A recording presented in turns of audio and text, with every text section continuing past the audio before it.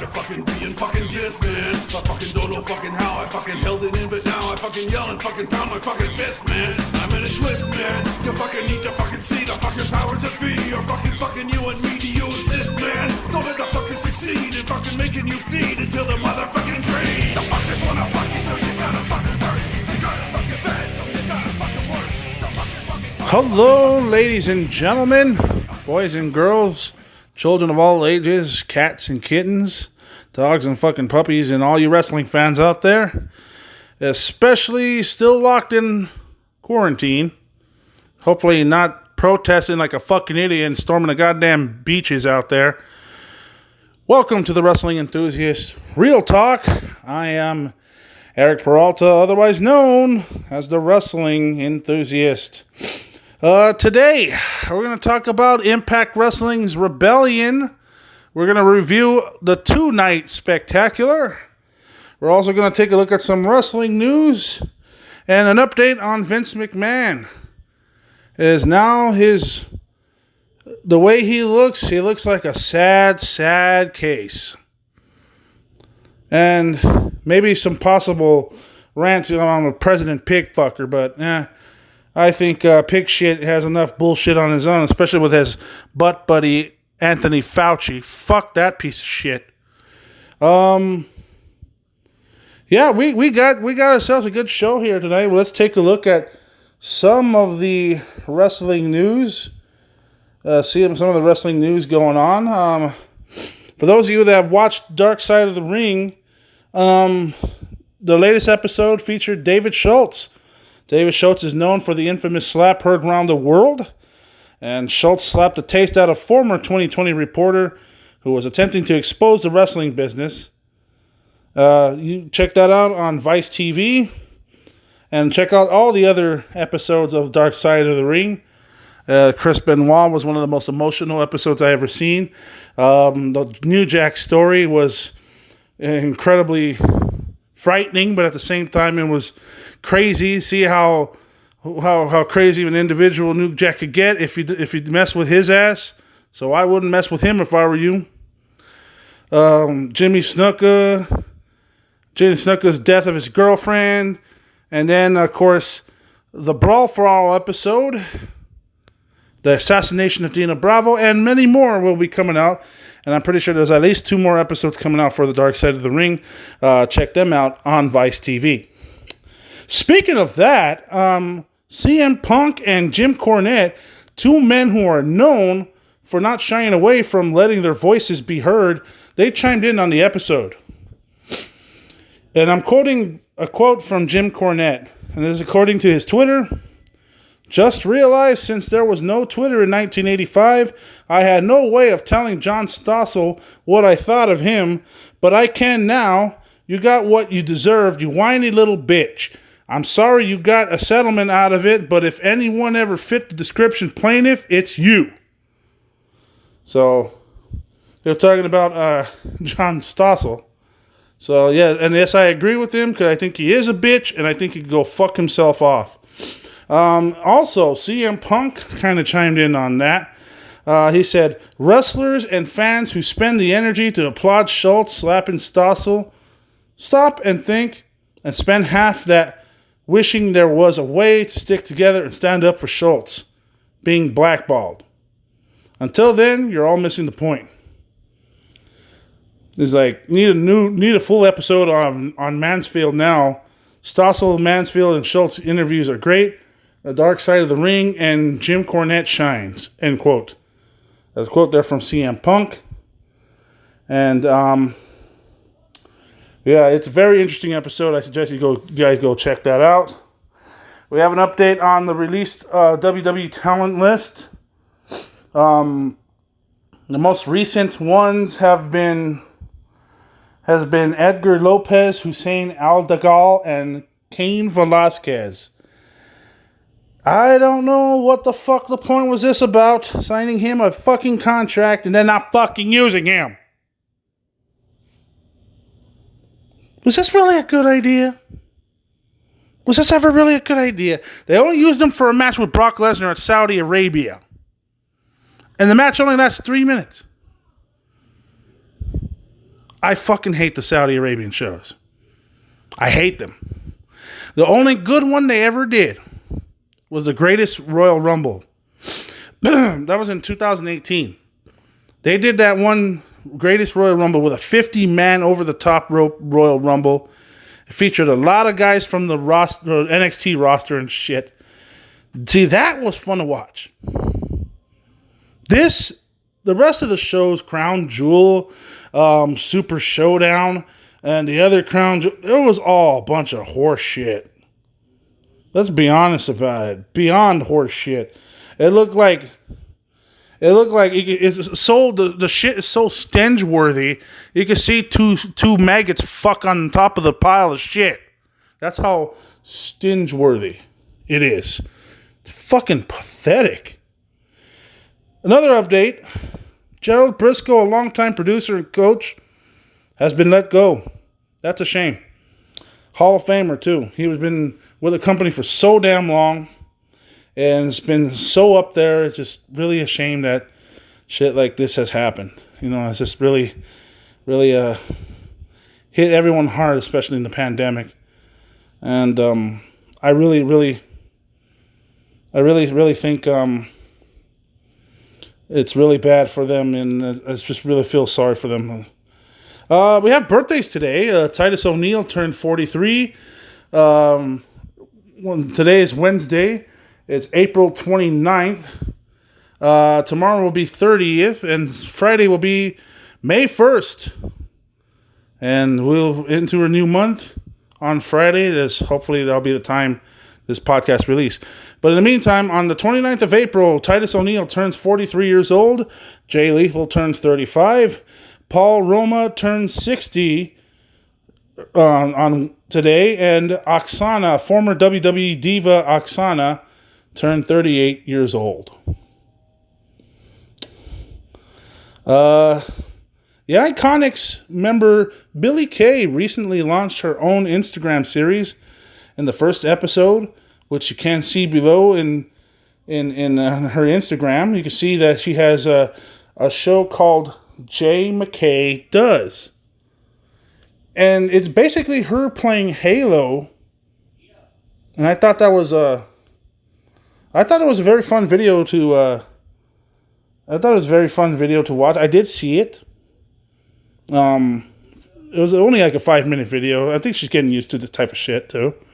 I mean, so am I. I mean, I'm starting to like watch this type of shit. So, yeah, it's very good. Everyone's doing something around this time, especially right now in the current world conditions we're in. So, yeah, I mean, do what you got to do. Keep your passion. I know you enjoy your life any way you can. Speaking of the Iconics, where the fuck have they been? It makes me say, you got to be joking, mate. You got to be joking, mate. Like they have not ever appeared on... Sorry, it's just that's the best Australian accent I got. They have not appeared on WWE programming, mate. You got to be joking, mate. Yeah. Unfortunately, it's true. And I don't know what's up with this. It's just a bunch of shit. The way they're being booked. I just don't know what's up with that. I think it's just pretty stupid. The way these guys from NXT and these girls from NXT come up, they get called up and then nothing happens. They won the NXT. They won the Women's Tag Team Championship back at WrestleMania 35 last year. What the fuck has happened since then? Anyway, one more news read here. Ricochet and Cedric Alexander have recently formed a new tag team, and they have named themselves with a new tag team name, Two Fly Crew. Sounds familiar. They are using the name in their most recent tweets, and of course in their recent tweets, Two Fly Crew. You know what? It's not a bad name if you think about it. They're using some early '90s hip hop jingle going on there, so it's It's going to be interesting to see what happens here. That's about pretty much it for, that's pretty much it for the news. Oh, actually, there is one more newsworthy situation. Amanda Nunes took on to Twitter this week and posted some video footage of her 2015 fight with WWE superstar Shayna Baszler. When she was contacted by Sports Illustrated and asked about why she posted the video, Nunes said, "It was a huge moment in my career, and it's not about showing people that I hurt her. It's a reminder to me about believing in my coach. My coach at the time wanted me to drop her with a leg kick, and that's exactly what happened." When she was asked about possibly working for WWE, she said, "Not right now, but maybe later when I retire. I'm open to it. Why not? I could try something new." So you can never say never in a time like this, especially when it comes to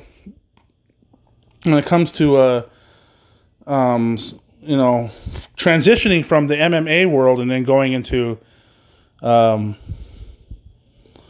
the world of professional wrestling. Okay, well, to be honest with you, there's one rant I do have to go along, and that is Dr. Anthony Fauci.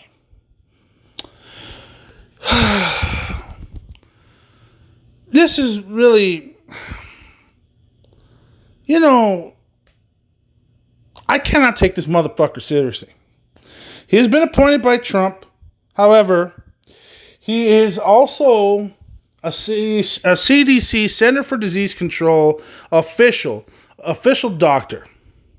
He's 79 years old. He's supposed to give some health advice, and much less to give recommendations. Now, this is April 29th. I already mentioned that earlier in the podcast. However, there's one main story here. There's a news story that caught my eye, and that was that there's a promising report that remdesivir, it's kind of hard to pronounce that shit, remdesivir, the drug maker, says it has enough supply to treat at least 140,000 patients. Now, certain states in the country, in the United States, for those of you who are listening to this, you might be in a different country, but this is in the United States. So I'm in California. So, some states in this country are going to reopen, and fucking President Fuckknuckle wants to get people sick. He just wants to get the economy started. So it's just a fucking really stupid way to start. We should still be staying home for at least one more month. And then we should go back. But that's not what's important here. They said that there's an update that remdesivir, the drug maker, says it has enough supply to treat at least 140,000 patients. In case you don't know, that one of the top stories is there might be an optimism report on. There might be a report for the. There might be a report saying that there could be some optimism going on, and that the whole COVID-19 situation could be treated. And I'm thinking to myself, well, I mean, that's fine. We haven't found, it's obviously not a fucking vaccine. We've been hearing lots of stories about vaccines and shit that it just, some people are thinking, oh, well, apparently, I'm not taking the vaccine because they're putting microchips into your bloodstream. They're going to try to kill you whenever they can. Well, to be honest with you, you might be right. You might be wrong. Some people have to find out. That's what I'm thinking about. But, okay, so we got that optimistical news story going on today. So we're thinking to ourselves, oh, maybe we do have time. Maybe we could possibly start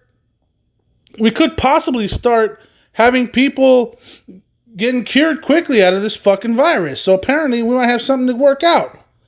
Right? Wrong. This fucking bum, this prick said that we should keep continuing social distancing till at least October or November. This is, okay. This has been going on for fucking, this is really ridiculous. See, okay, let me just do this here.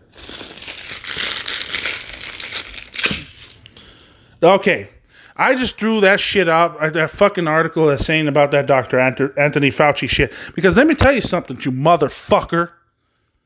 You're one of these stupid fucking pricks. Just like Donald Trump, just like Mitch McConnell, just like Gavin Newsom, just like Nancy Pelosi, just like Mike Pence. You're all a bunch of fucking stupid jackasses that fucking give us fake optimism and then give us terrible, down, slim, grim outlooks. What type of fucking mind fuck are you guys doing? You're basically mind fucking the entire country. I hope you guys get cancer. Ass cancer, face cancer, cancer of the mouth. They'll give you a fucking lockjaw for talking all that fucking shit, you stupid fuck. This Anthony Fauci character, he irritates the fuck out of me. I don't know. I mean, Donald Trump fucking irritates me, but so does this fucking this old rickety crickety bastard Anthony Fauci. Andrew Cuomo,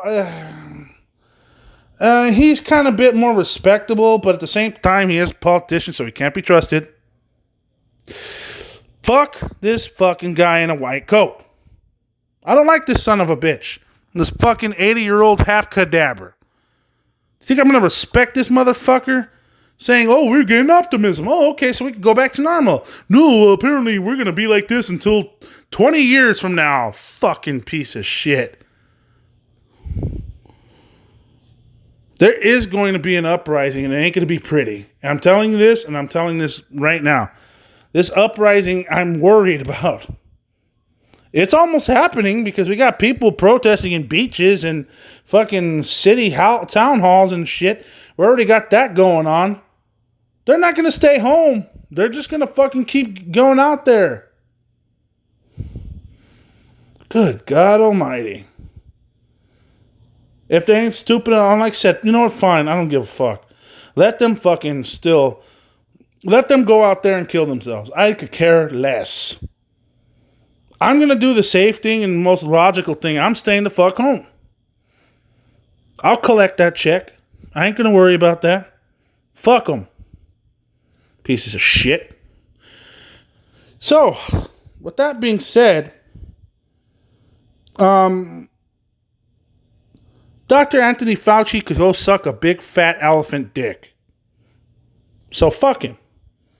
I hope someone sticks a goddamn needle in his ass all the way to the point where it sticks to his fucking asshole all the way to his dick hole. Fuck him. And yes, I am saying, Dr. Anthony Fauci, I will tell you straight to your fucking face, you are a fucking old half-cadaver. Fucking drop dead already, you fucking stupid government asshole. Fuck you. All right, so let's take a look at one of the main reasons why we're here today, and that is we're going to take a look at Impact Wrestling Rebellion from 2020. This is a 2-night event. It was normally supposed to be on pay-per-view, but due to the COVID-19 pandemic, we are watching it on Access TV now, so it's basically on cable television. So, with that in mind, and another thing at hand, the main event was originally supposed to be Eddie Edwards, Michael Elgin, and Tessa Blanchard for the Impact World Heavyweight Championship. But Tessa Blanchard and Eddie Edwards were not comfortable with wrestling during the pandemic, so they pulled out of the competition, and the main event has been changed. They saved it all for night 2 anyway, so it's not like it's going to matter. I mean, I'll mention more about that in a minute. So we're looking on hand. We get the cold open. It's a nice video package of the cold open. So I really liked it. Get ready for the event.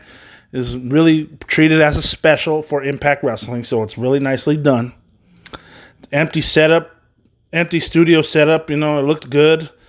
Josh Matthews and Madison Rayne are the ones doing commentary, and I don't know, it's just me, but Madison Rayne sounds a little quirky, but at the same time, she sounds all right in the mic behind the commentator's desk. But it's all right, She's one of the longest women's knockouts that I've seen.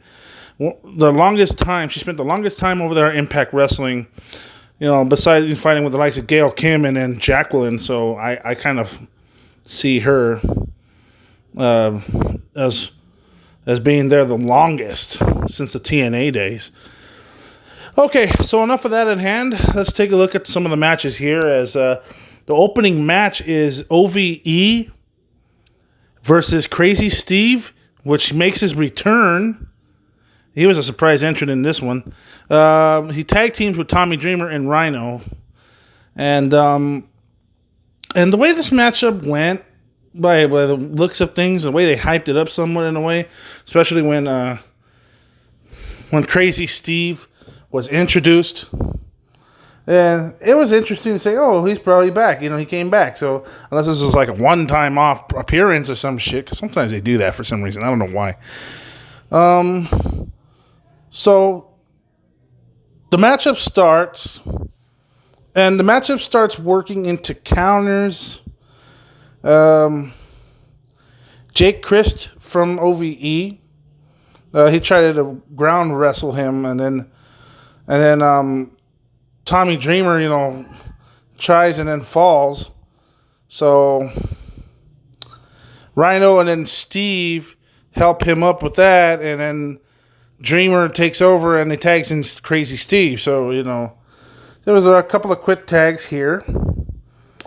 There was a moment in the match where I think was Steve tagged in and controlling with some clotheslines, and then Fulton tags in from OVE, and then Steve powders in, then it gets powdered in, and then Rhino ends up getting tagged, and then they trade, and then Fulton works him over in the corner, and then Dave Christ then follows with a couple of strikes. Rhino ended up cutting him off, tags in Steve, and then Dave cuts him off. Jake tags in and takes over, and OVE follows in with quick tags here left and right. So they just kept doing that old shit. I mean, this is nothing really too special here, but I found the matchup to be above average. The way this match finished is that when Jake Christ and Tommy Dreamer were working into like a double down, wholesale changes to Dave and Rhino. They started doubling down, and then Rhino ended up controlling what's like a couple of strikes, and then a corner spear with a belly to belly for a near fall. Then all of a sudden it all started breaking down and shit. So they all started fighting all over the place, and all six competitors started fighting each other. Dreamer and then Jake Christ ended up getting knocked down to the floor. Then Fulton tried to dump Steve, and then Rhino ended up goring Dave Christ for the win in a matchup that was pretty much above average. I mean, this was okay, but it was a pretty flat opener. I mean, OVE continues to lose to Dreamer and Rhino, so that rivalry hasn't really been hitting the mark. It's been missing the mark, so to say, but whatever. I mean, pretty one-sided. Give account to the original ECW originals. After that match, Josh Matthews and Madison Rayne hype up the two-part special, running down the rest of the card. And Josh Matthews mentioned that Tessa wasn't there, and she's at home in Mexico, and then questions what this means for the Impact World Championship. Eddie Edwards is also not there. He was on, and then he joined them on FaceTime. He has a family. He wants to do what's best for them. I understand that. I mean, it's a hard call, but he'll have to live with it. I mean, Elgin knows he can beat him, and he will be back and will be hungrier than ever. I mean, obviously, we understand the circumstances that are going on here, so we definitely I definitely know what's up. Michael Elgin ended up commenting on Tessa and Eddie not being there. He talked about how successful career he had, but he wanted more. So then, he wants to put the title, the title that people like AJ Styles, Samoa Joe, Kurt Angle, they all held it. Abyss. Did Abyss hold it? No, I don't think he did. But I know Sting did, Jeff Jarrett. It's just it keeps naming names, but then but Tessa ain't there. That's the problem. So he said that she's afraid of jumping on the deep end, and then Eddie, of course, there's no excuses not to be there, so he will leave the world champion. I'm like, okay, well, it's kind of hard to get hyped up to that because we know for a fact that there ain't going to be no world title match, at least for the time being. More on that in a minute. So, the Rascals with TJP and Falaba taking on Triple XL. Triple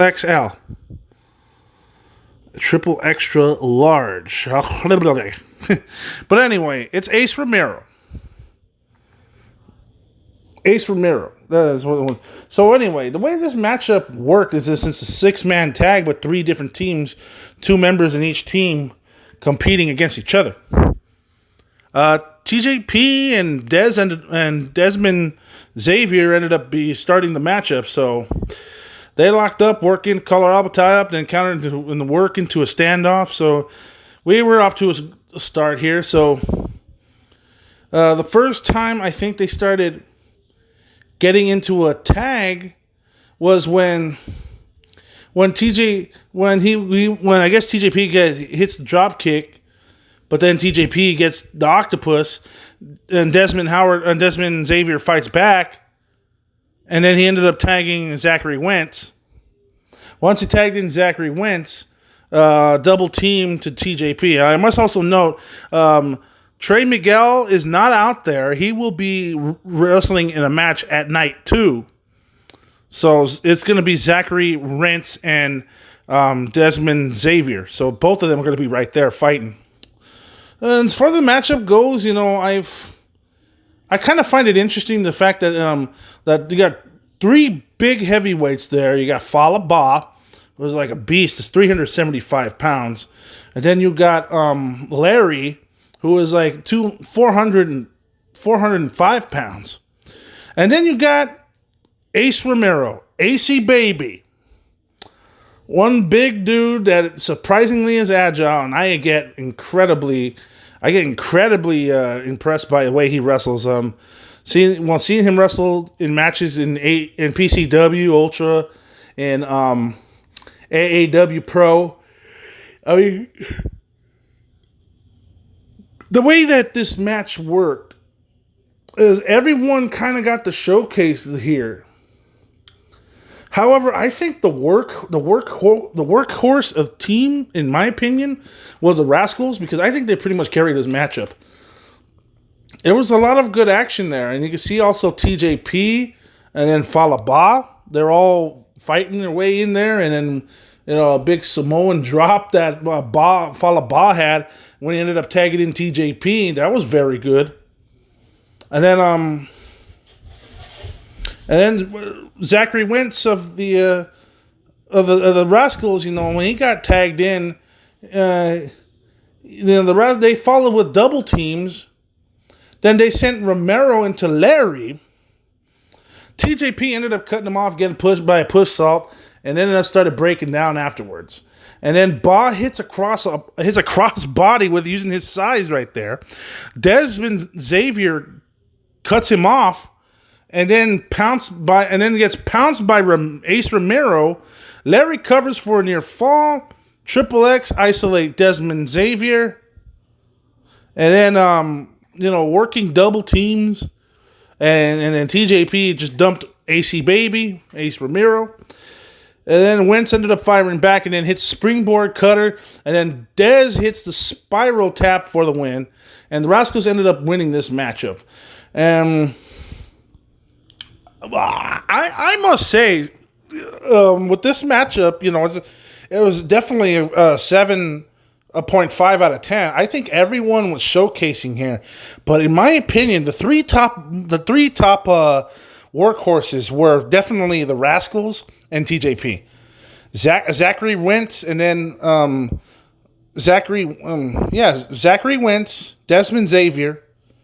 I think they all showcased a lot of high risk maneuvers, and Ace Ramiro, for a guy heading north to 500 pounds, I gotta say his athleticism is truly awe-inspiring. The fact that he could deliver, he's capable. I've seen him wrestle in independent shows, and let me tell you, he is definitely an agile fucker for 500 pounds.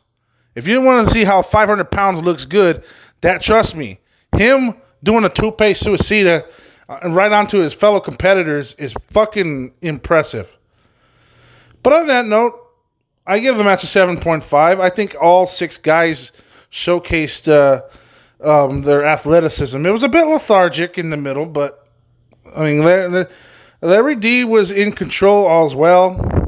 So Larry D, I mean, all 6 guys were definitely workhorses in this matchup. So it was a good tag match. It's right. It had the right team winning. I think it was a good decision. It was good booking there.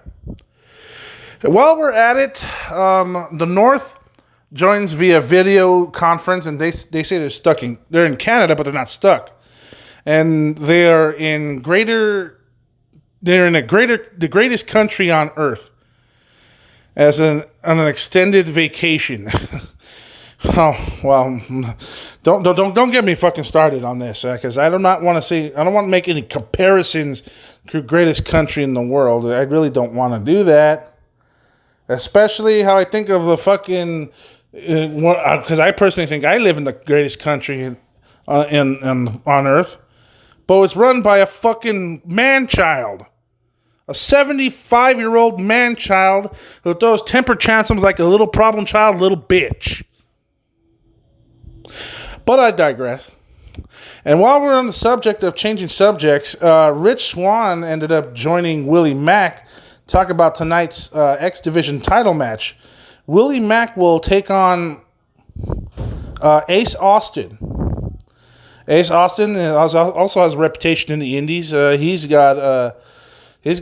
very quick, athletic, and agile wrestler.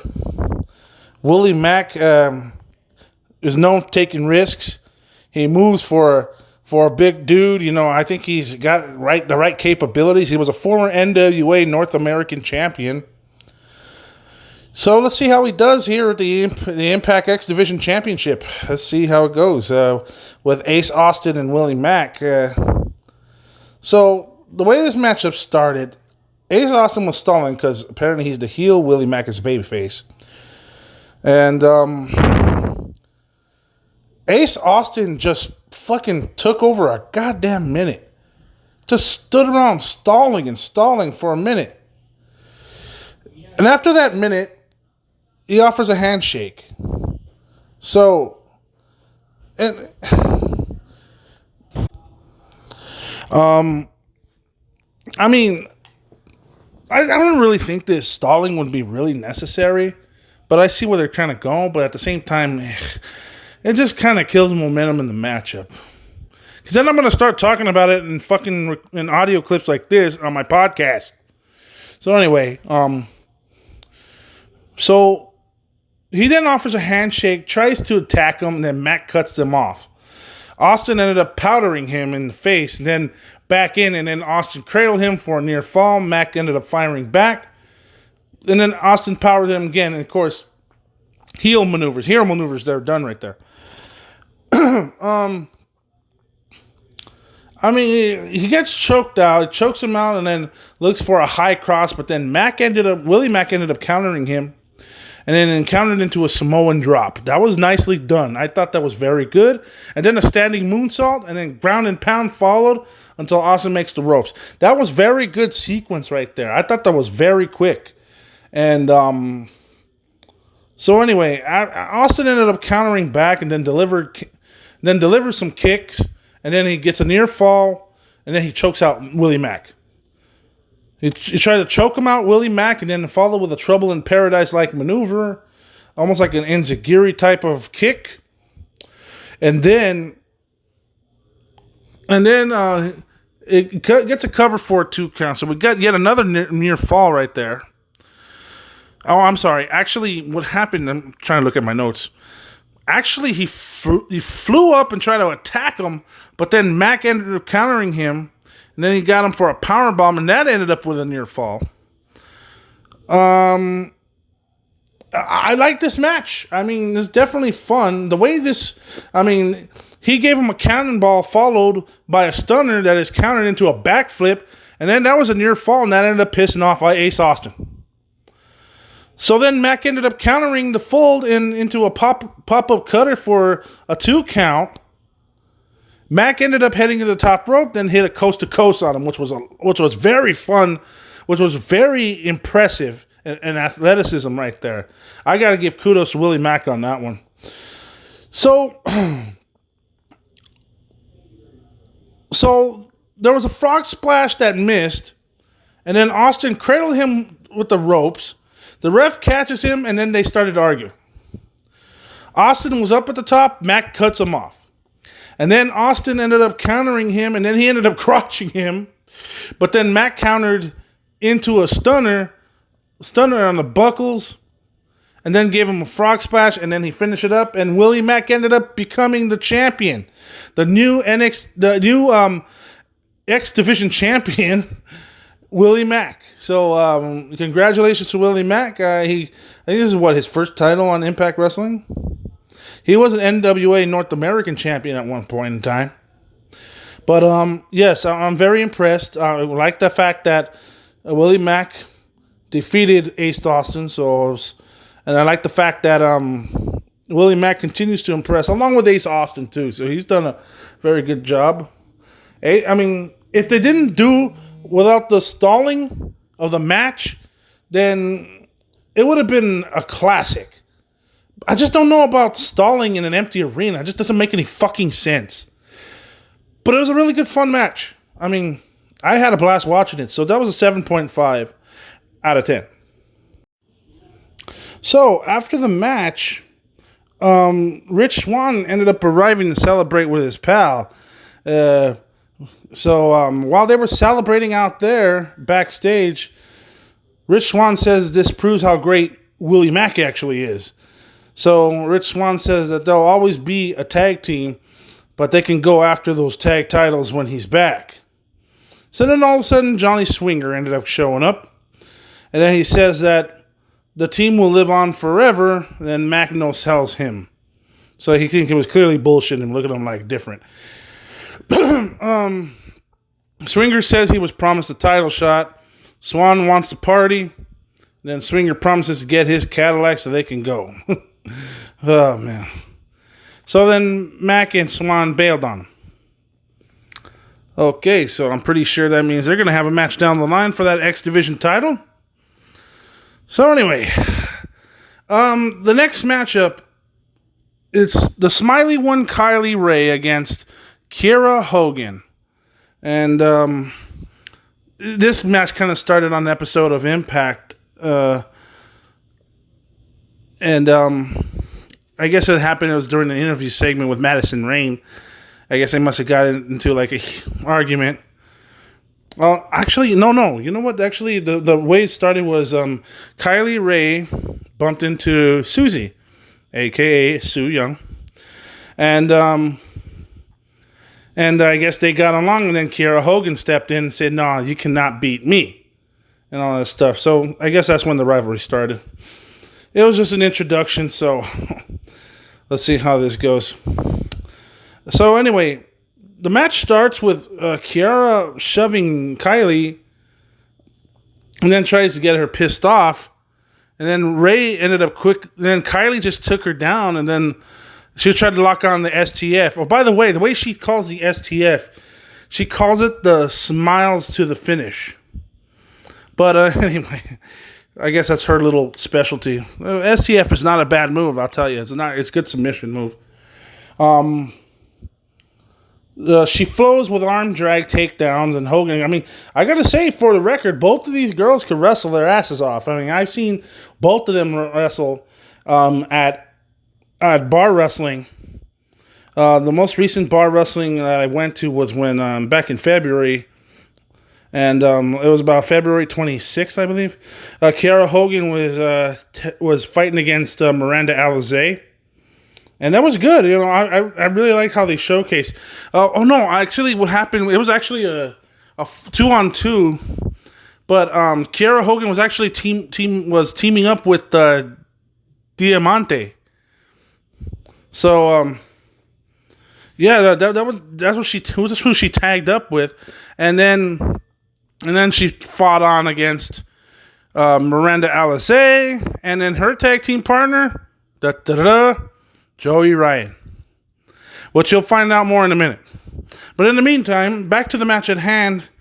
Right after Kiara countered Kylie's special and then was draping her leg drop, was giving her a draping leg drop.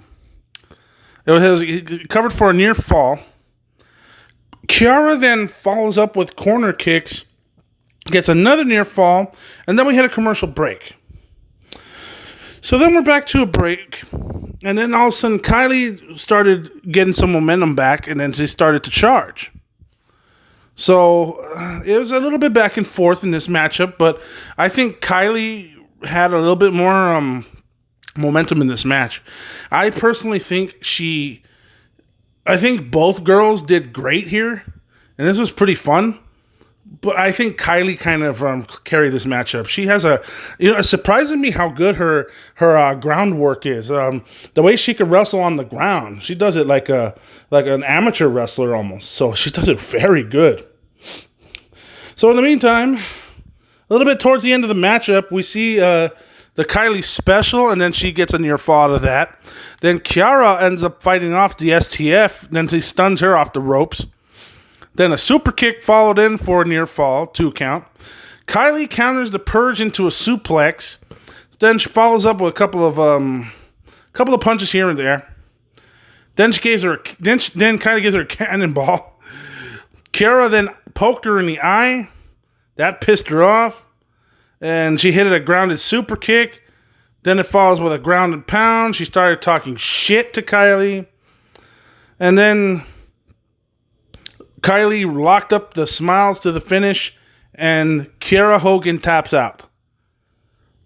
So Kylie Ray gets her first quote-unquote pay-per-view victory in Impact Wrestling. So good for her. This was good. This was a good match. It was fun. It was competitive. There was not really a super advantage of it. Slightly, I think Kylie Ray kind of carried the match a little bit. But they both did tremendous. And it was a good way to make Kylie over in this predicament here. So, good matchup. Good matchup, ladies.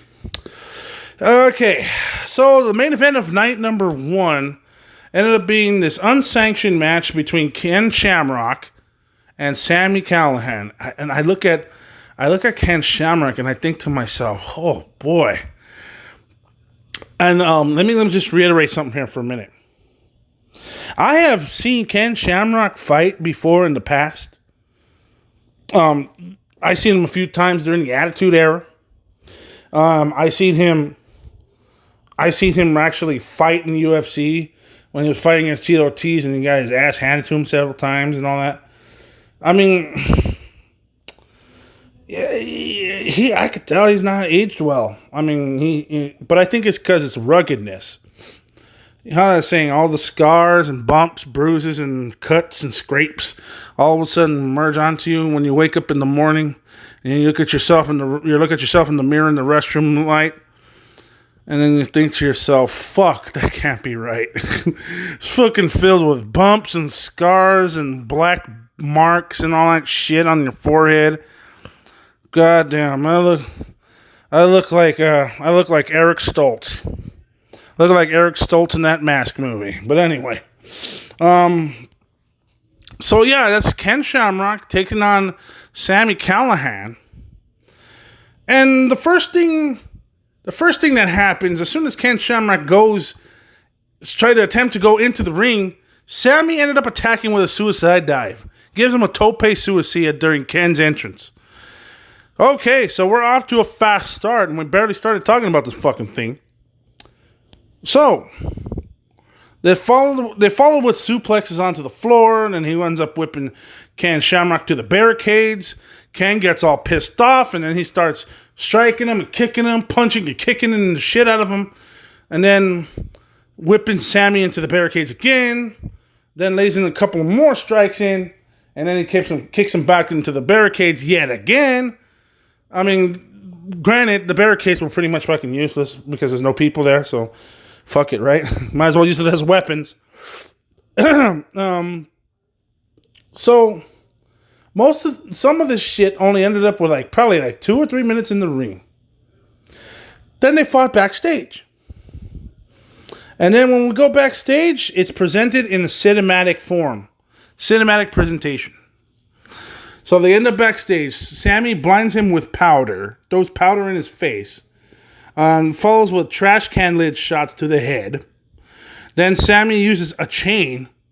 And then he uses it to punch Ken Shamrock with it. Then so he tries to choke out Ken with it. And then he claims that he's the real world's most dangerous man. So then that ended up infuriating Ken Shamrock. And then Ken ended up fucking punching and kicking him.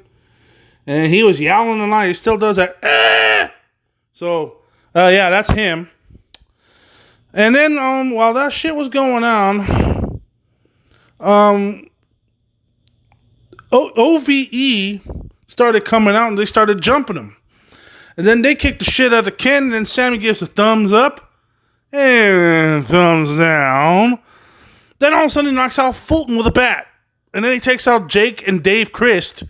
And then they agree that they're going to finish shit outside. So what the fuck does that mean? Does that mean that Sami Callihan has dissed OVE and he's leaving the group? That's a big takeaway there. Anyway, so they go out to the parking lot. They started brawling by a production truck.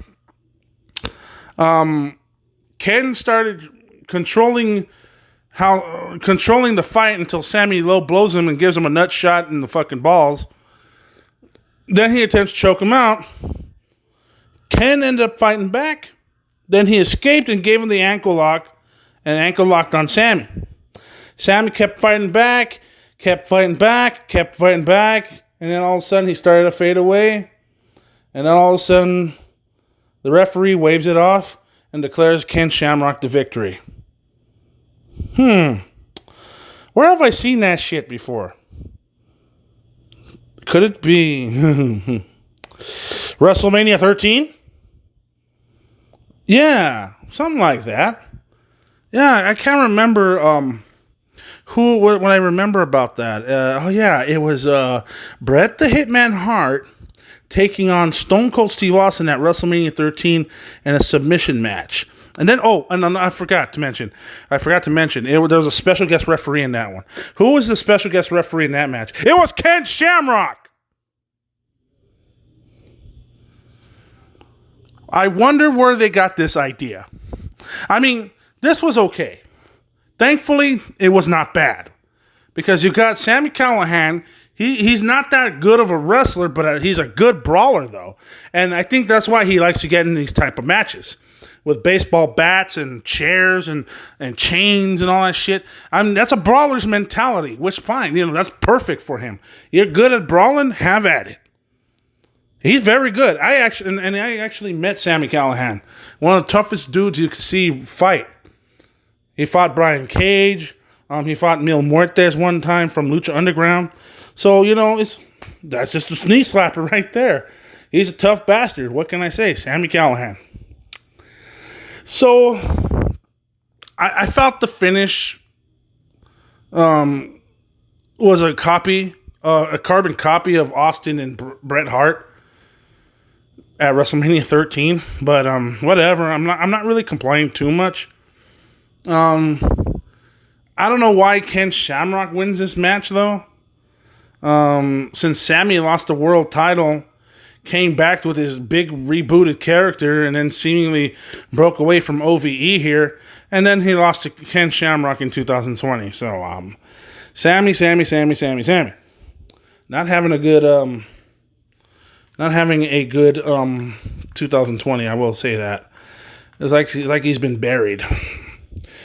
What do I think about night number 1? Well, here's the thing. Match of the night,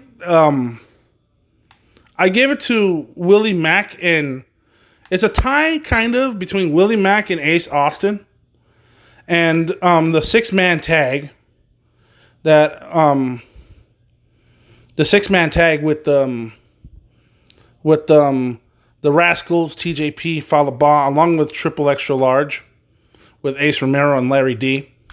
They both were 7.5s, and the Kylie Ray match was a third place with a 7 out of 10. I liked a lot of the action in the show. The first match the opening was flat with Tommy Dreamer, Rhino, and Crazy Steve, but it was a 5.5. It started flat and ended flat. Unfortunately, I hate to say it. This was not bad. It wasn't bad, but this was a 6, and I'll tell you why. The booking kind of was... I questioned the booking a little bit. I don't know why Ken Shamrock needs to beat Sami Callihan, especially since he comes up to be this hacker. So I kind of don't understand that philosophy. I don't know where this is going to go, but I mean, it could be interesting to see what's going to happen. I mean, and especially in an environment like this, I cannot really critique it too much because there's no fan service there. So I have to give an excuse. Same thing with WWE, same thing with AEW, NXT, yada, yada, yada, any type of promotion. So, I can't critique it too much. The only thing I can say is that, the show gets a solid 6.5. It was good because, I mean, it's a watchable show. I suggest you watch it. If you're a wrestling purist, and you're curious about certain shows and shit and certain outcomes and certain things that comes out, night number 1 is for you. Now, my question is, how is night number 2? That is my main question. So let's take a look at it, shall we? So night number 2, night number 1 showcased 5 matches. This time, night number 2 is only showcasing 4. But I'll get to that in a second. We already know who the commentators are. We already know who it is. The same crew for night number 1. So let's get right to the matches for night number 2. Night number 2 showcased the beginning match, which was Chris Bay in a 4-way matchup, a 4-way dance versus Suicide versus Rohit Raju versus Trey Miguel of the Rascals. And right away, they get right to work, working into counters left and right in a 4-way. Then the 4-way switches as Suicide and Trey then back off a little bit.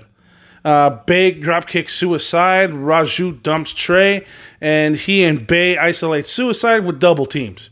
Suicide then runs together and then works the double octopus on him until Raju attacks him. So it definitely, he was, I'm looking at my notes.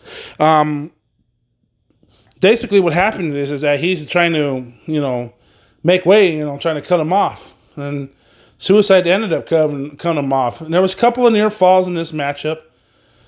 And then a Hurricanrana, because it was trying to hit with a lucha arm drag, then a Hurricanrana hit.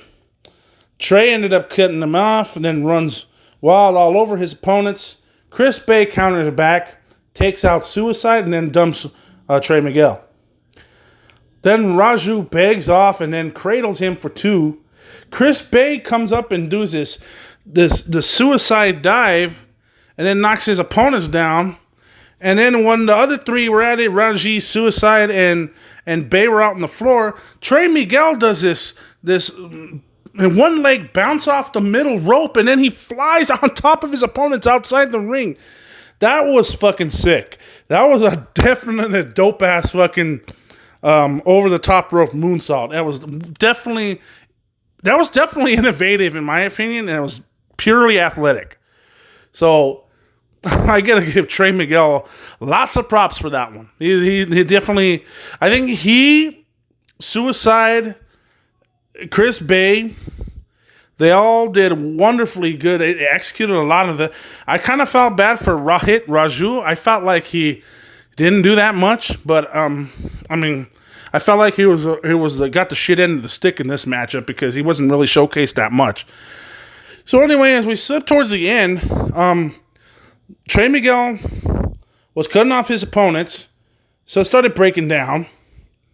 And then all of a sudden, a big move buffet, and then Suicide ended up taking control of the matchup all of a sudden. Then he takes Trey up to the top, and then he follows suit. Then tries to slip out into a cheeky Nando's, and then a 619 follows. And then we have a Meteorus following with Raju. Raju ended up dumping him. Then a super kick by Bay, and he ends up pinning Raju. So Raju ended up the one looking like shit in this matchup. But, I mean, I don't think that's fair, really. I mean, I think he probably could do more. But I think, I mean, I hate to say it, though, but Chris Bay, Suicide, and Trey Miguel, they carried this match. It's another 7.5 out of 10. This was a good opener. It was a better opener than night one, but it was a very good opener. 7.5 out of 10. It's good pace. And I think Chris Bay winning, he's getting over as the upcoming star to look at here in the X division. So be on the lookout for Chris Bay. I've seen him wrestle at bar wrestling, and this guy is definitely one to look forward to, especially out there in the indies. They got a highlights from night one. It's a highlight package from the previous night. So we take a look at that, and then while we take a look at the commentators, Josh Matthews and Madison Rain, Josh ended up talking to Tessa via FaceTime. Tessa says she hates not being able to be here and is taking her time to better herself. But in regards to Elgin claiming he will be the new world champion, she says that he loves to talk and wants to shut him up. So he has to beat her to become new champion. And she said that sometimes like the old saying goes, to be the man, you have to beat the man. And sometimes the man, even if the man is a woman. Okay. Touche right there. We get a video package of the Deaners and Joseph Ryan. This is, of course, the part of the cancel culture group. Not the actual cancel culture, which I fucking hate. But, But cancel culture, the little posse of going on that's consisted with Joseph P. Ryan. Well, anyway. Joseph Ryan versus Cousin Jake. They fought in a Impact Explosion episode before, and it was okay.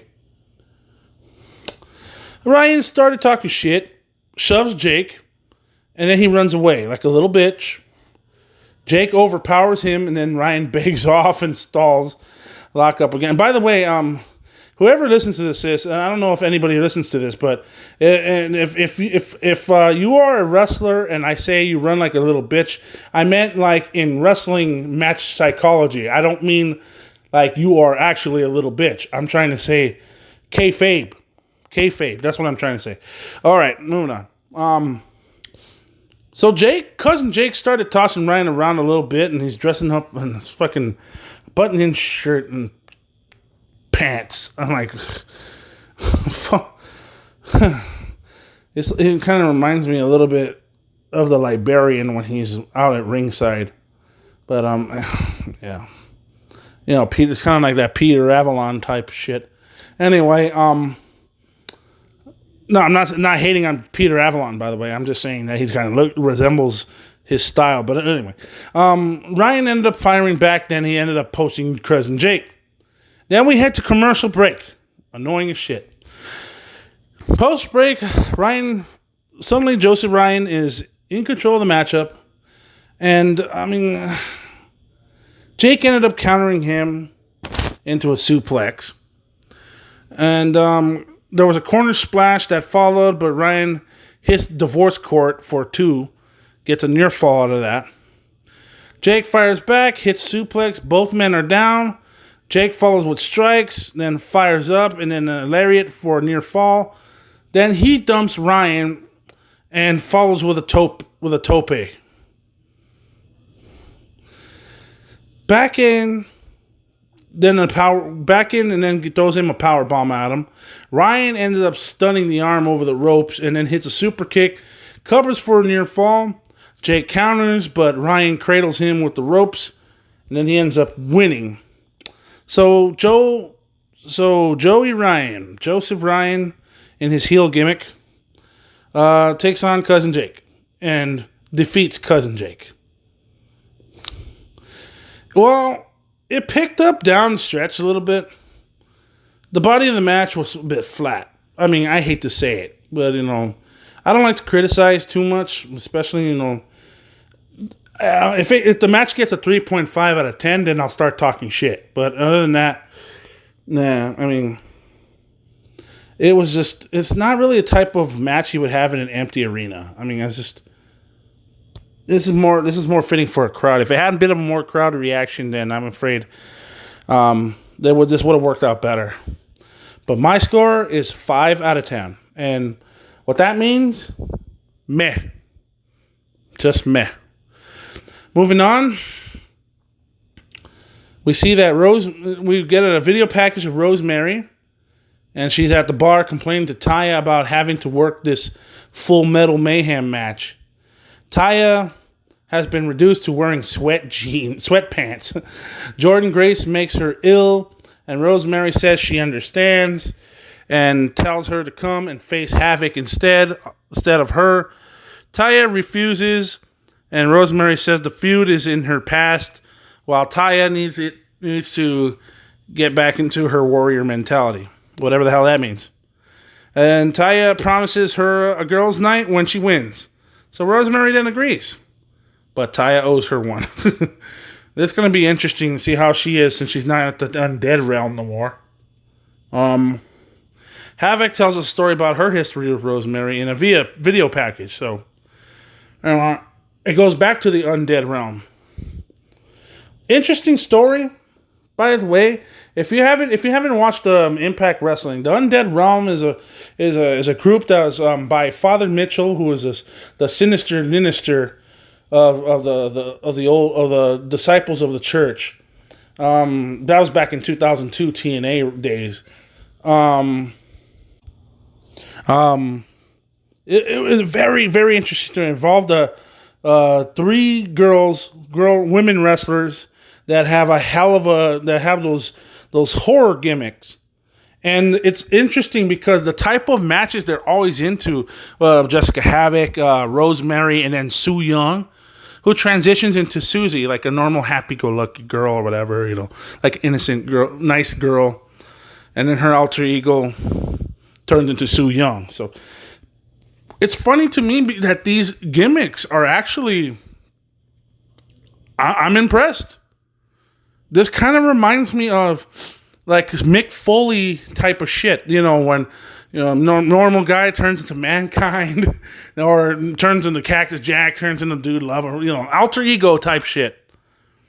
I like it. It's interesting. This is what be if a corporate Kane and a Demon Kane would be, but since they're PG, they PG that shit up, and it looks stupid and. Whatever. I don't give 2 cans of piss about it. But whatever.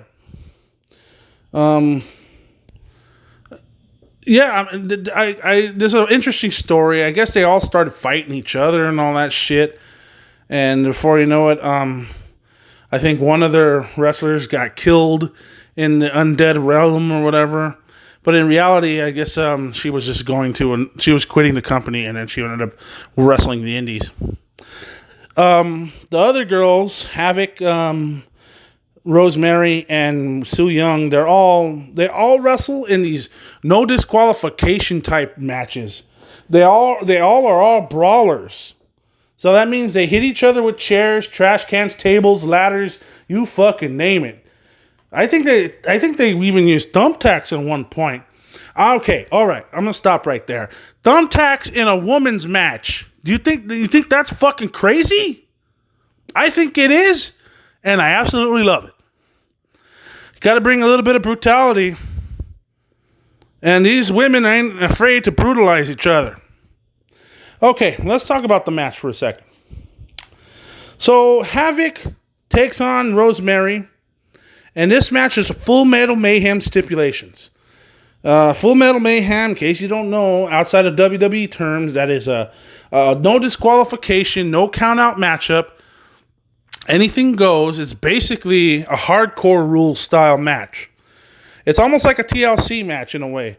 So anyway, what happens is, the way this matchup starts, they both started bringing weapons with them. Rosemary said they didn't have to fight and they could do other things. Havoc ended up refusing. So Rosemary ended up stapling her repeatedly with a fucking staple gun. That's fucking insane. And Havoc ended up cutting her off, and then Rosemary begs off. Ain't that some shit? Havoc started stapling her, and then tosses her around, wedges a chair into the corner. Rosemary started countering, and then hits a sling blade, followed by a couple of ground and pound movements, a couple of punches, and a couple of kicks as they started fighting each other. And then she gets handicap signs and the street signs, beats up on Havoc until Havoc ended up cutting her off, and then Havoc started charging her. Then she missed, hitting her with a chair into the corner. In the corner. Yeah, I mean, they just started brawling. All of a sudden, with Rosemary had her monologues about Havoc stabbing Mitchell and shit, vanishing him from the undead realm, whatever. I mean, interesting. It's an interesting storyline, though. Cinematically done, but whatever. It's all gimmicky, but I'm not really complaining about it. Anyway, she hits a trash can lid, then wedges another chair into the corner. She sets up a chair and then misses with a chain whip. Rosemary ended up slamming her into the chair. Rosemary slammed her to corners, then into chairs, and then, out of nowhere, during this part of the match, here's Nevia. I'm like, who the fuck is Nevia? And they ended up. So anyway, more on her in a bit. They started brawling, and then they brawled into the floor. And then Havoc ended up slamming Rosemary into the steps.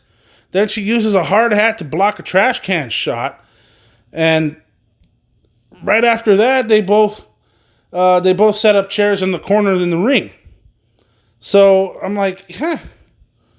So they're gonna start using a bit of weaponage here. That's just interesting. I mean, I thought, but yeah, they were brawling. They were downright fucking getting down and fucking hitting each other. So a little bit towards the end of the match, Rosemary ended up firing back at Havoc, then choke slammed her onto the chairs for 2. Gets a near fall out of that. Havoc then chokes her out, then uses a chair to do even more damage than she is. She uses the chain to choke her out. Then Rosemary gets a fucking big old pipe, then hits Havoc in the face. Then she hits her again, and then pins Havoc. So it took 2 pipe shots to the head. And looking at certain things here about Havoc, she used to wrestle for CZW. All right, I'll bite. In case you don't know what CCW is, that is an independent wrestling promotion out there in the East Coast that specializes in hardcore wrestling. Of course, I don't call these guys wrestlers because I think their wrestling abilities suck. However, their brawling qualities in wrestling are up 20-fold, which means these guys could fucking brawl and they could do some of the craziest, most outlandish, or how does Jim Cornette say, some outlaw mud show bullshit. Well, I mean, personally, I like that shit. I like that indie outlaw mud show shit. No disrespect to Jim, even though he might not like what I'm saying, but fuck it. I like the guy. It's okay. But anyway, she's another brawler type of wrestler, women's wrestler, and I think she's going to fit in with these two. What does she have to do with Rosemary and Havoc? We'll probably find out eventually. But with these two, Rosemary and Havoc, they've worked really hard.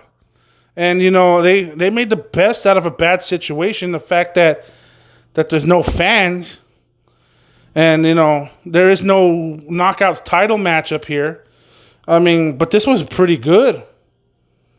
And the Nevia, them teasing Nevia, you know, I who knows where that's going to happen, where that's going to end up.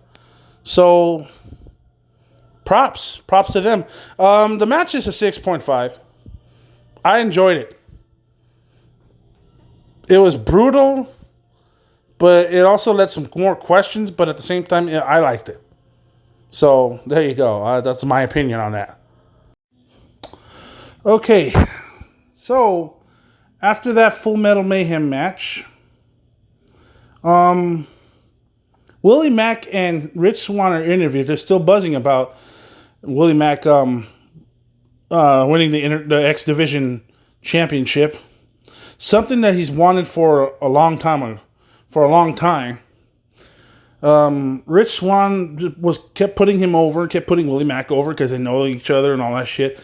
And Mack said he'll be a great champion. Then Johnny Swinger arrives, crash party once again.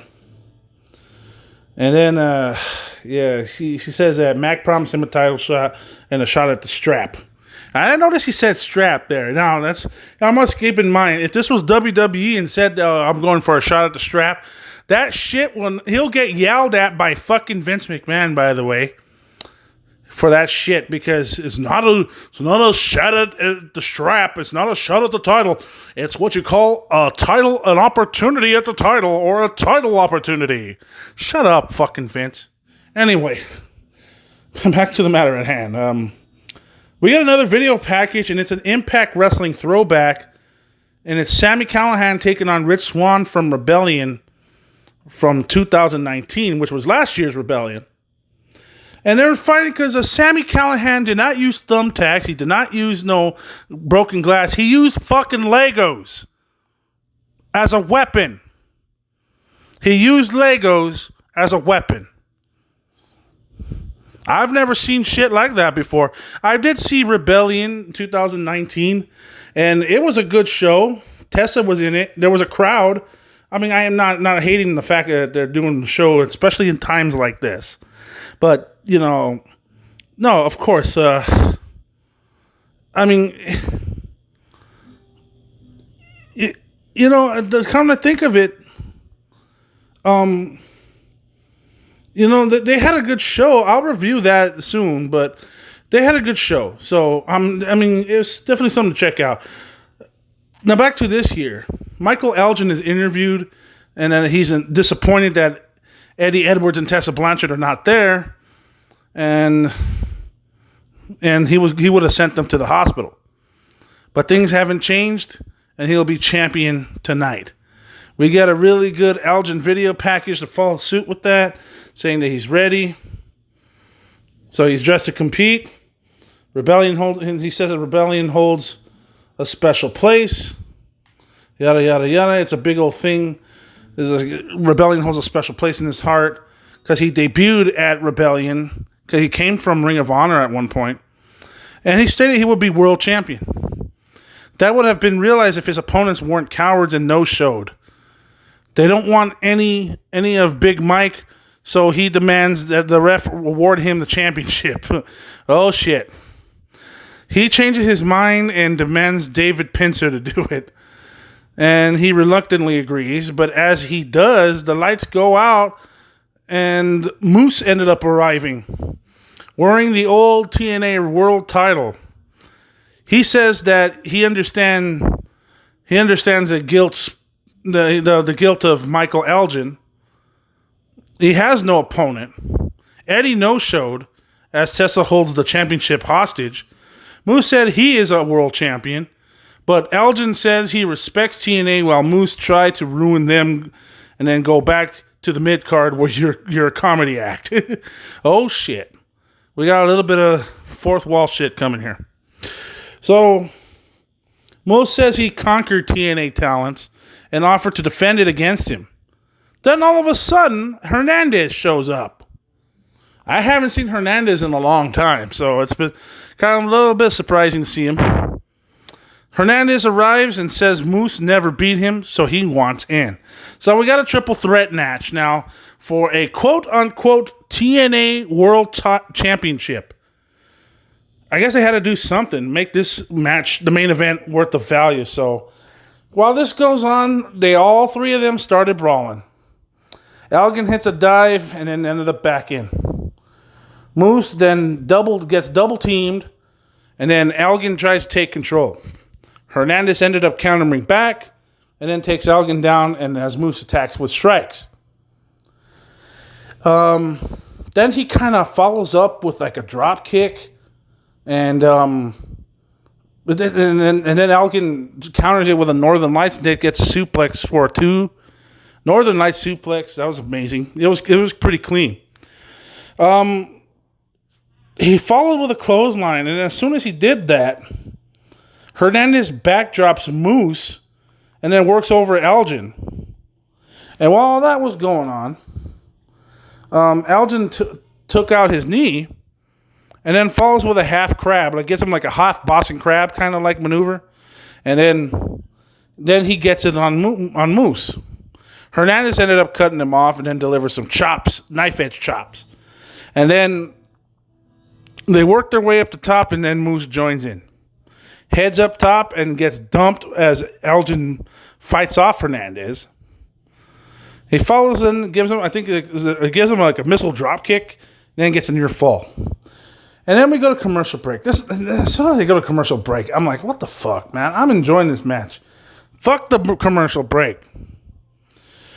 But as soon as I waited, as soon as the commercial break finishes, Michael Elgin is still in control, and he starts kicking their asses. And Hernandez ended up firing back. He gets cut off by Michael Elgin. Moose ended up joining back in. You know, to be honest with you, and I'll be fair out of this, Moose didn't really do too much until probably like at the end of the matchup. Michael Elgin, I think, was probably doing the most work. And judging by, looking at Michael Elgin wrestle in Ring of Honor, I think he's done a lot more. He's done a lot more at producing wrestling and in good brawling as well, and combining it into two. But he's a great overall wrestler, and I think he's just a very, very talented and former Ring of Honor champion. And I kind of find it really interesting to see how he does against Moose and Hernandez, a TNA wrestling alumnus. But, he carried most of this match. A little bit towards the end, Hernandez ended up trading shots with Moose.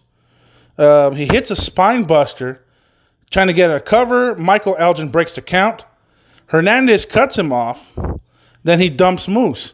A buckle bomb by Michael Elgin, which is one of the most riskiest and dangerous things, as I mentioned previously with Nia Jax. The Elgin bomb, I think he called it. But that buckle bomb, I'm sorry. That's just really, really risky. If you land on the back of your head on the turnbuckle pad, then you start seizuring up and quivering like a fucking lizard with his tail cut off. That's wrong. That's bound to be a huge major fuck up. And you might potentially paralyze or injure the fucking guy. So I think that's very risky. But nonetheless, Elgin gets a 2 count. Moose pulls out the referee. Elgin gets pissed, argues with the referee, and shoves him down. Then Supermex dive by Hernandez, and then another referee is down, back in, and then Moose spears Hernandez and pins, and Moose ended up winning the match by pinning Hernandez. 1, 2, 3, and a very solid effort here. A 7 out of 10. I'll give them credit to where credit's due. 7 out of 10. Good match overall. A little bit sluggish, and a bit overbooked. But I think the Michael Elgin, Tessa Blanchard, Eddie Edwards match should still happen. I think that would have been a better match. And then you could have Moose defending the quote unquote defending the quote unquote TNA title. As he proclaims he is, even on his Instagram, he's saying that he's proclaimed to be the champion. But we all know Tessa Blanchard's still the Impact Wrestling heavyweight champion. Excuse me. So down the stretch is bound to be a title shot. So that's Impact Rebellion Night 2, 2020. I think this one, with the limited roster working hard and the company doing their best to make good on a difficult situation right now, they did a good job. I give Night 2 a 7 out of 10. I think it was slightly better than Night 1, which was a 6.5 out of 10 overall for both pay-per-view, both shows for both nights. If you combined the 2 nights into one, I say the entire 2-night show, the overall pay-per-view or event, I give it a 7 out of 10. It was very good. I really liked the action. Night 1 was good, especially with even though the start and the finish was a little flat for me. But overall, I think it was good towards the middle. The first match was a letdown. The next 3 matches in the middle of the show were all excellent. Well, not excellent, but they were all very good. And then it ended with a stinker somewhat. It was above average. Now, as far as Night 2 is concerned, I like Night 2.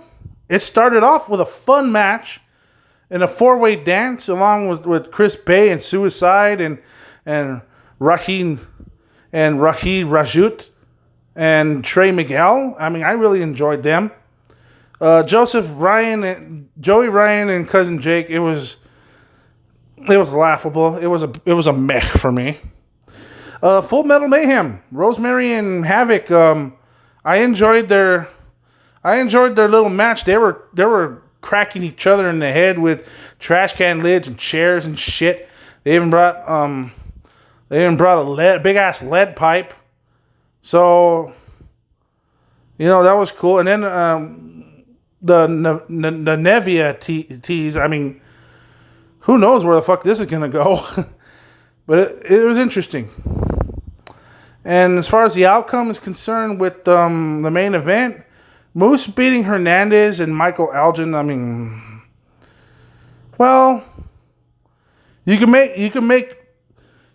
you could get a batch of sour lemons and then you can make mixed lemonade with it. And it could still be a cold, refreshing drink. In this case, you made a triple threat match with 2 no-shows, but still made a triple threat matchup, 3-way dance, or whatever you want to call it, and have some sort of title come in place. It kind of don't make sense, but in this case, it does. So consider it like an interim type thing. Just like the way UFC does it when an absentee champion can't defend a title because of injury or whatnot, or illness. Have an interim title at hand. And sure enough, this counts. So I like this match. So kudos to them. All right, now before the podcast ends, I just want to say I have an update because last week, if you were tuned in last week on the podcast, I ended the episode by ranting about Vince McMahon. Is he a fucking dick or whatever? I conclude to the point because this is, in my personal opinion, I said yes, he is a fucking dick, and he just all he does is just look out for himself and his own interests. That's all he's invested in. He's a selfish individual. So fuck him. I don't care about him. He's a supporter of Donald Trump. I really don't give a fuck about this guy. He's a fucking bum. He's an idiot. And he's out of touch. He doesn't know how wrestlers should be. He wants to... It's called sports entertainment. It's not professional wrestling. It's sports entertainment, pal. Son of a bitch. But we have an update going on. In case you guys didn't know, Vince McMahon had had an appearance on SmackDown. They were celebrating Triple H's 25 years into being in the WWE. So they had a little bit of a mini celebration. I didn't know how they were going to pull this off with no audience. But I figured to myself that I think they might going to pull off something. Someone's going to make a special appearance one way or another. Maybe they might have like 4 or 5 old school wrestlers come out and then start talking to each other, start having a gag reel or some shit. And then something's up. I don't know. So, that in mind, here comes Vince McMahon. I mean, this is right after Shawn Michaels put Stephanie McMahon... Well, I'm sorry, Triple H put Stephanie McMahon on FaceTime and then put Ric Flair FaceTime, and Shawn Michaels was there. And, you know, they had a little montage of Triple H losing at WrestleMania. So, yeah, it's just funny. It's just crazy. So, with that being said, Vince McMahon pops up. And I say to myself, Well, what the fuck is this old bat gonna say? What is he gonna say? So he congratulates him on 25 years of succeeding, and then even mentioning the Katie Vick thing and all that, and that kind of caught me by surprise. And then he started to roast him, if that's what you call it. He just said, "Oh, let's be honest, Triple H. You were just, you were just not that good. You were just not that good." I got disturbed because I see this 75-year-old senile old man who owns the fucking company, the biggest wrestling promotion in the world. World-renowned, world-famous, and of course, owned by a billionaire who's now a millionaire, probably. But he sounds strokey. He sounds very strokey. Now, I'm going to clarify. When I say he sounds strokey, he is like He's like a tired old man who is just about ready to bite the big bazooka. He's about ready to bite the dust. He looks, and then there was a report saying that he's just said fuck everything, because apparently another report just popped up that some shareholders are suing Vince McMahon. A shareholder by the name of Ryan Melhortz and Melvin Klein, they filed a lawsuit against Vince McMahon, Stephanie McMahon, and Triple H, and then they had some other high-ranking WWE executives alleging that they took action that were not in the best interest in the company's shareholders. So, what these right-wingers fucking start fucking with the shareholders and shit, because now even the stockholders The people that own stock in the company can't even fucking trust this old fart.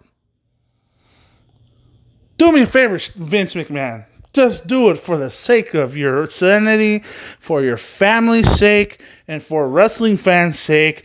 Step the fuck down. You did what you had to do.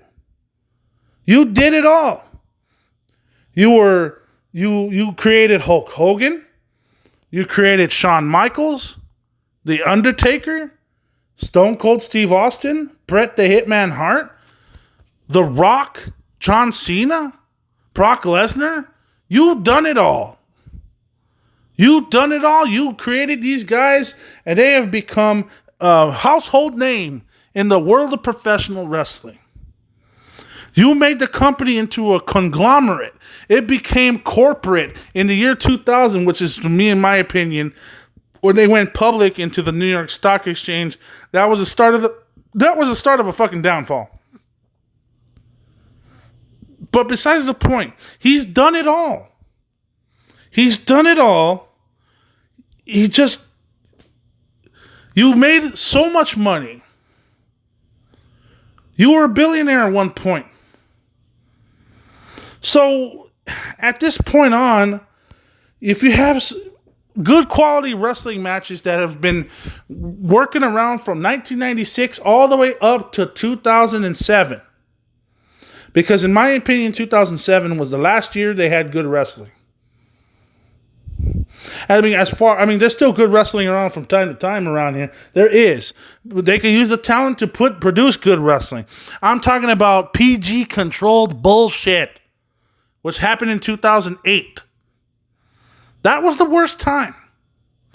Yes, 1994 was a bit childish. Yes, 1995 was a shitty time in professional wrestling. But so was 2008. Let's be real. It wasn't a fucking industry inflicting decision. It was a Vince McMahon decision. They tried to recover their image right after the Chris Benoit murder. What kind of shit? I mean, I just cannot understand why would you have a formula that works so well. Yes, ban chair shots to the head. CTE is bad. Yes, concussions is bad. Yes, I understand that. Definitely do. That's obviously one of the sticks of the norm here. But look at this fucking deal here. Come fucking on. Look at, you got people, you got wrestling fans who make the show. Make up 50% of the fucking show. 30% is talent. And 20% is booking. The booking is shit. The talent can't even showcase that at their best. And the crowd is not even that interested in it. Why? Because Vince McMahon is a fucking stubborn fuck that doesn't see through what the fans' reaction to everything that's been going on in the world. And not in a time like this, now that there's a pandemic, but I mean before this, from 2011 all the way to 2019. You get a bunch of new talents that are so promising, so athletic, so world caliber. And they produce epic matches, and they brawl the hell out of each other. They freaking do epic maneuvers, and they do some incredible, memorable matches. You want to tell me? You want to tell me something about that? You want to counterproduct that shit? Oh, Raw and SmackDown has always been the norm. That has always been their type of wrestling. Prove me wrong, and I'll show you how to prove you wrong. Watch NXT TakeOver New York from 2019. Tell me you prove me wrong, prick. Watch every single match in that pay-per-view and tell me that that NXT sucks or that NXT is the lower tier of the WWE. You tell me why those guys why those girls and guys do not deserve a fucking push. Explain that to me. Watch all 5 of their fucking matches. Watch the tag team ladder match. 9 out of 10. Watch Pete Dunne versus Walter. 9 out of 10. Watch Matt Riddle versus Velveteen Dream. 9.5 out of 10. Watch the Fatal 4-Way between Bianca Belair, Kairi Sane, Io Shirai, and Shayna Baszler for the NXT Women's Championship. 9.5 out of 10. Then watch Johnny Gargano fight Adam Cole in a 2 out of 3 falls matchup for the NXT Championship. Originally, it was supposed to be Tommaso Ciampa, but he had a neck injury. Understandably so. I understand that. So Johnny Gargano took his spot. And Adam Cole. Now, you tell me, after watching that match, that Raw or SmackDown cannot produce a better match like that. Was it now here's an estimated guess. Was it a 9.5 out of 10? No, it was not. Was it a 9 out of 10? No. Was it even a 10 out of 10? No. I rated it a 12 out of 10, and that was a match that broke the fucking scale. The reason why it broke out of the scale is because the crowd was into it. The fucking athleticism was there. They did what they had to do. They had interference, which ended up being fucking cut off. There was referee bumps. They did every fucking thing that was possible in a wrestling match and a brawl combined. And that turned out to be one of the greatest matches I have ever seen in the 2010s decade. The last time the only thing I could say is that a match that ended up exceeding that amount in this era, CM Punk and John Cena, Money in the Bank 2011. You tell me what type of fucking match is better than that. Well, I'll tell you one. Johnny Gargano, Adam Cole, 2 out of 3 falls, NXT TakeOver New York 2019. Now here's the funny part. That TakeOver, guess who booked that TakeOver? Triple H. Not fucking Vince. Do me a favor, Vince McMahon. For the sake of your life and your family, step the fuck down, you old fart. Okay. Now that's... Well, I was going to think about ending that podcast episode here right now with that, but I do have one more thing, and someone brought it up to me. Someone gave me a question and said, what do you think about Nia Jax being rough in the ring? Well, I mean, to be honest with you, she's a big woman.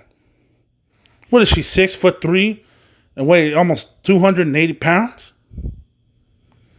Naturally, women that are not even half her size are going to have issues with her, especially facing her. Now, is she a little bit rough? Yes, she is. Yes, she is.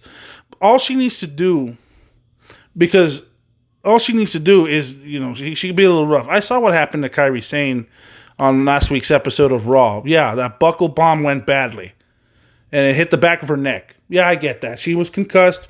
We know the history. That TLC match with Becky Lynch and Charlotte. I know, the Kabuki Warriors. TLC match, blah, blah, blah. Okay, well, here's the deal with this.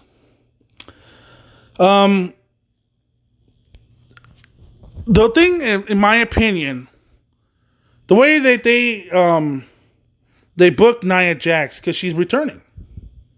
Is she a face? I don't know. Is she a heel? I don't know.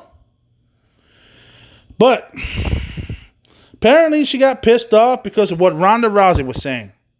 Talking shit about WWE fans here and there. You already know the story. It was 2 weeks ago. Started talking shit about wrestling fans. She doesn't want to please fake fighting and all that shit. And that pissed off a whole lot of women wrestlers in the roster. Obviously that pissed her off. That pissed everyone off. Okay. Definitely I understand that. But she puts another message out and said, good night all you kayfabers out there. For those of you that can't tell a difference between a work and a shoot and a work and a shoot and a shoot and a work and a work and a work and a shoot. And I'm like, and then she starts fighting a Hulk Hogan doll. Now, when I saw that post on Twitter, I said to myself, that has got to be a work. All that shit talking is a work. The reason why I think that is why did it have to occur with that such shit, and then all of a sudden come up with another response to piss even more people off, because wrestling fans says, oh, she's a piece of shit, she's a fucking horrible human being, and she's fucking she's sitting out of a 3-year contract just to make $2 million a year out of that contract, and she was fucking piece of shit for talking shit, and she's an ungrateful, pampered, spoiled, blue-eyed, blonde-haired bitch. Now, a lot of people are thinking that, but for some reason in my mind, I'm thinking it's a work. The reason why I think it's a work, because look at it. If this is a work, she's smart. Because if you look at it this way, there's a lot back in the 1980s. If you wanted to get heat, you literally have to be an asshole, even if you're not kayfabe. If you're out there in hotel and in public, you're staying at hotels and shit, and you actually bump into, hey, it's this guy. Hey, it's the Crusher coming out. Oh, hey, he's an asshole. You know what I would have done? I would have done the same shit. I mean, see, back in kayfabe now these days, regardless of heel or face, even the heels, they'll be like, sure, I got time to sign a couple of autographs here and there. Okay, all right, I gotta go, guys. Thank you. Now they break kayfabe. If this was 1985 or some shit like that, they'd be like, hey, it's the Crusher. How's it going? Can I ask for an autograph? They say, fuck off. Fuck you and your autograph. See, that's portraying a true work in the heel gimmick that you're given. And if you're a face, you're obviously going to kiss ass to the public and to the fans out there. So you're going to sign autographs, take pictures, etc. So naturally, you're a face, you're going to be doing that. Now, if you're a heel, then you will be like, fuck you. You ain't going to take no fucking picture with me. Get the fuck out of here. That's a heel.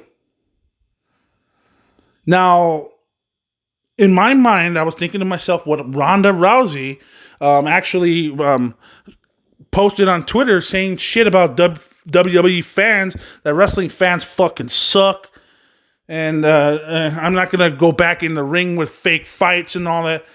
That tells... And then she posted another stuff with can't tell the difference between a shoot and a work and a work and a work and a shoot. That's got to be a work to me. It has to be a work.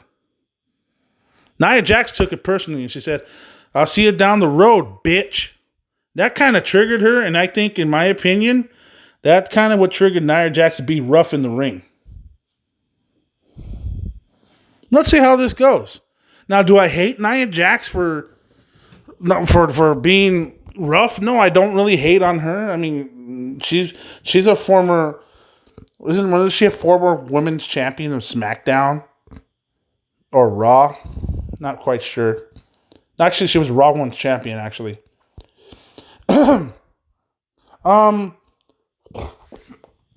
Well, I mean, let's see what happens. Let's see what's in store for her, because I want to know what they're going to do with her. But, you know, if I were they in the back, I would tell her, hey, don't do shit you're not supposed to do. If I were you, look at the videotape. This is what you did. You did that buckle bam. She told you to stop, release her, and you fucking hit her neck. I would go in the back and say, do not do that shit ever again. Remember what happened to Sting when Seth Rollins did that buckle bomb bullshit? Look what happened to Sting. He had to retire from wrestling because of that. So if I were you, well, don't do that shit again. And if she does it again, fucking let her go. Or send her back to NXT. Or bury her ass if she doesn't want to listen. But then again, who's going to tell a 280-pound Samoan what the fuck to do if they're literally going to fuck you up? Speaking of fucking up, I think we already fucked up this podcast. Next week, we'll talk about some more independent wrestling shows. And, well, I don't know. We'll check out some AEW shit, as we're going to be about 1 week away from WWE Money in the Bank. Another empty arena show where the Money in the Bank matches are literally going to be climbing up the corporate ladder. And not climbing up the corporate ladder by kissing someone's ass and sucking their dick and balls. So, with that in mind, let's end this episode. and sign off. This is Eric Peralta, aka the Wrestling Enthusiast, reminding you to wash your ass. See you next time. Say these things. Oh yeah. They tell me I can say these things. Oh no. Things like fuck that shit, piss your pants, lick my motherfucking balls, cock tit ass, fuck blow me, fuck you, fuck you, fuck you. Why can't I say these things? Things people say every fucking day.